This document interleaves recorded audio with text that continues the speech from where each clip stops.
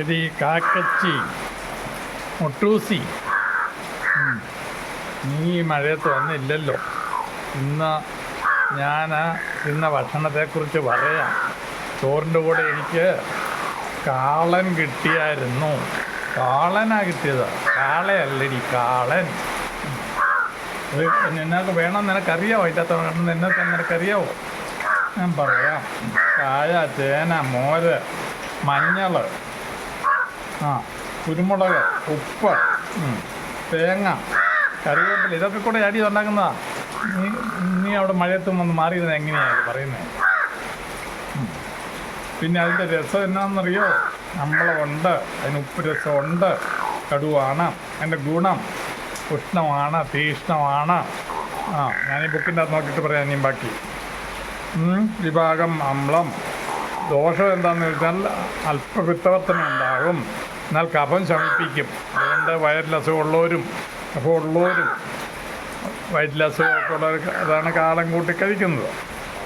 അത് കണ്ടമാനം കാളന് ഗുളിയാണെങ്കിൽ ഇവിടെ വാഴപ്പഴമൊക്കെ പിഴിഞ്ഞിട്ടാണ് കഴിക്കുന്നത്. വാഴപ്പഴം അങ്ങോട്ട് കിട്ടും, അത് വിട്ടിട്ടാണ് കാളൻ കഴിക്കുന്നത്. അത് പിന്നെ മുക്കുടി എന്നതിന് മലയാളികൾ കാളൻ എന്ന് പറയുന്നത്. കാളന് അതിസാരം, വയറ്റൊക്കെ ഉണ്ടല്ലോ, ദഹനി എന്നിവ ശമിപ്പിക്കുന്നു. അവ കൃമിയെ നശിപ്പിക്കും. കുളിച്ച് കേട്ടാൽ രക്തവാദം മുതലായ പിത്തവർത്തന രോഗങ്ങളുള്ളവർ കാളെ ഒഴിവാക്കണമെന്ന് പറയുന്നത്. കാളൻ ആർക്കാ വഴുത്തിയല്ലാത്തത്? പുളിച്ച് തേക്കട്ടിലുള്ളവരും പുളി പറ്റുന്നതില്ലാത്തവരുണ്ടല്ലോ, അവരത് കൂട്ടരെന്ന് പറയുന്നുണ്ട്. പിന്നെ പിത്തവർദ്ധമുള്ള രോഗങ്ങൾ, പിത്തമൊക്കെ കൂടുന്ന രോഗമുള്ളവർ ഇത് ചെയ്യരുത്, കാളൻ കൂട്ടരുത്. എനിക്കതൊന്നും ഇല്ലാത്തതുകൊണ്ടാണ് ഞാൻ കൂട്ടിയത്.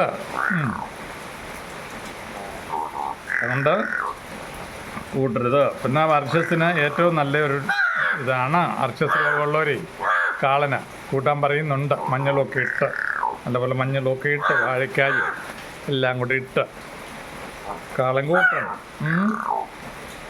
അതുകൊണ്ട് ഉഷ്ണവും തീഷ്ണവും ആയതിനാൽ രക്തം പുറത്തേക്ക് വരുന്ന, രക്തമൊക്കെ ഒത്തിരി ഒഴിഞ്ഞു പോകുന്നവരുണ്ടല്ലോ, അവർക്ക് കാളനത്ര നല്ലതല്ലെന്ന് പറയുന്നുണ്ട്.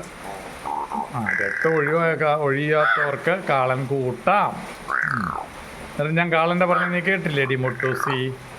ചോറിൻ്റെ അകത്ത് നിന്ന് കാളനും ഉണ്ടായിരുന്നു, അതുകൊണ്ടാണ് ഞാൻ പറഞ്ഞത്. പിന്നെ നിനക്ക് വേറെ എന്നെ അറിയേണ്ടത്. ഇപ്പം നീ വന്നില്ലല്ലോ, നിനക്ക് ഞാൻ പിന്നെ കൊണ്ട് തരാം. അതുകൂടെ കൂട്ടിയുള്ള ചോറ്. നീ മഴയാണെന്നും പറഞ്ഞ് മടിച്ചിയായിട്ട് വീട്ടിലിരുന്നാൽ എങ്ങനെയാടി കാര്യങ്ങൾ നടക്കുന്നു?